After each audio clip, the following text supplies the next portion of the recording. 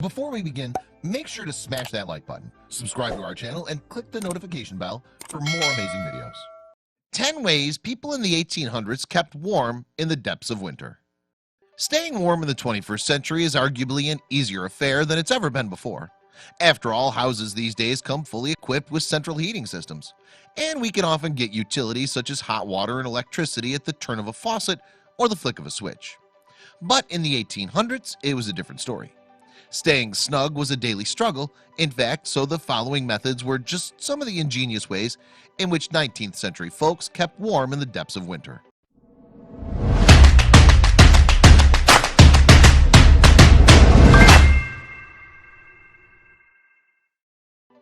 Number 1, they kept their hands warm. One way folks back in the 19th century kept warm was by paying attention to their hands.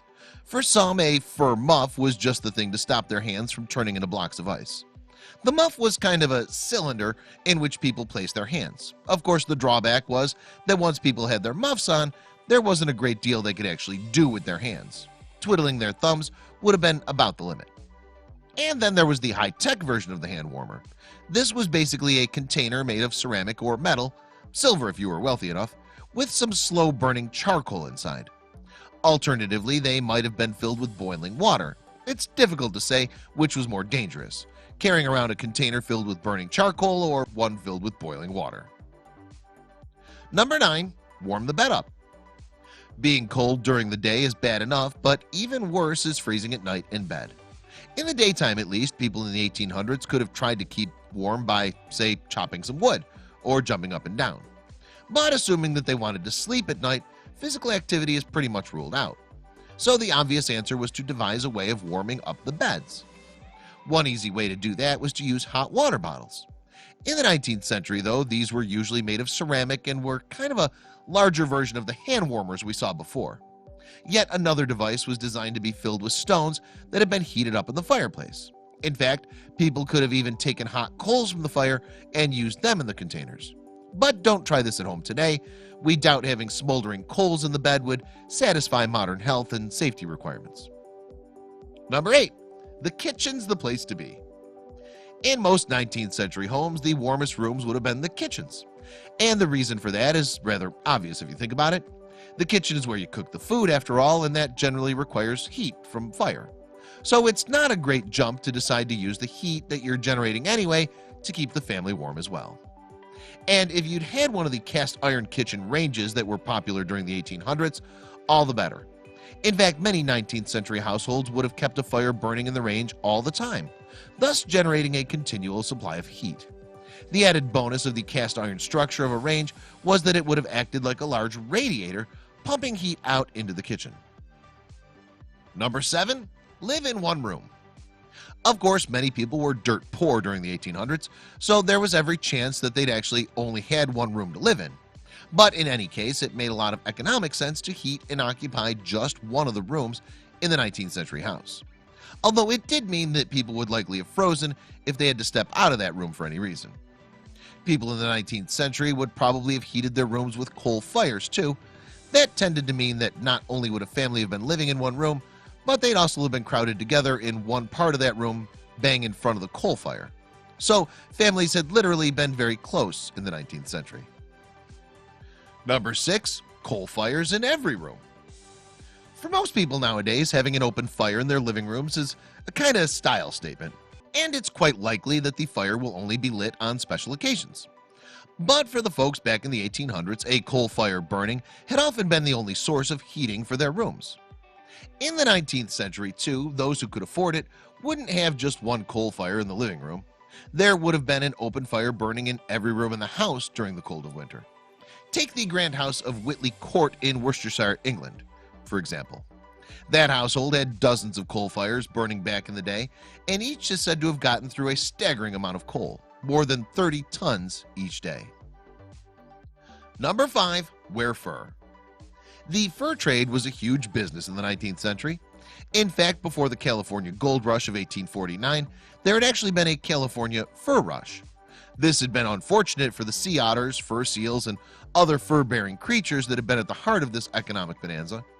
In just one season in 1810, for instance, 3 ships had harvested 30,000 sealskins from around the Farallon Islands off San Francisco. Of course, fur was an expensive and fashionable luxury many reserved for the wealthy. But for those who could afford it, these skins from animals such as mink, gray fox, or beaver were a superb way to keep warm. There are obviously ethical concerns about harvesting fur nowadays, but such moral qualms seem to have left most 19th century folks untroubled. Number 4. Wear a lot of clothes. Wearing lots of clothes was one obvious way to keep warm too, and that didn't mean just dressing for the weather during the daylight hours. In the 1800s, people wanted to make sure that they wore plenty of clothes when they went to bed as well. An essential accessory was a nightcap, and bed socks would have also come in pretty handy. But people did layer up during the daytime hours too. That meant wearing some very sensible underwear and then building up from there. Woolens would certainly have been de rigueur, and they probably wanted to top off their outfits with heavy overcoats, hats, gloves, and scarves. And once they'd struggled into all those clothes, they'd be ready for the day. Number 3. Curtains, carpets, and 4-poster beds. It's fair to say that modern interior decor trends have swung towards the minimalist for many of us. That means sanded wooden floors, exposed brickwork, and a bare minimum of window coverings. But back in the 1800s, without central heating, people wanted to have heavy curtains, a good thick carpet, and even a 4-poster bed if they could afford it. All these heavy fabrics acted as insulation. So once folks had their coal fires roaring, they wanted to keep as much of the heat inside the room as possible. And when they went to bed, drawing the curtains on their 4-posters was a great way of keeping the warmth in. Minimalism is fine with efficient heating, but potentially useless for someone living in the 1800s. Number 2. Go to the pub. If your house is too cold, one way to solve that problem is to go somewhere that's warm, and many city dwellers in the 1800s had little space in their cramped living quarters, so why not go to the public house or saloon bar to take advantage of the blazing open fire and the space there? Of course, this wasn't an entirely free option. The landlord of the pub would expect customers to buy drinks if they were taking advantage of the heat, but that seems like a fair price to pay for keeping warm. Number 1. Electric heaters. Yes, there were electric heaters towards the end of the 19th century, but it's worth remembering that very few people would have had electricity in their homes. But supposing they were lucky enough to have had an electricity supply, they could have been the proud owner of one of the earliest electric heaters. And if these heaters look more like lighting than heating, there's a good reason for that. In the US, the first electric heaters were developed towards the end of the 19th century by General Electric, and one of those behind the company was Thomas Edison, inventor of the light bulb. So the 19th century heaters were essentially generating heat from large light bulbs. People had to wait until the 20th century for more effective electric heaters.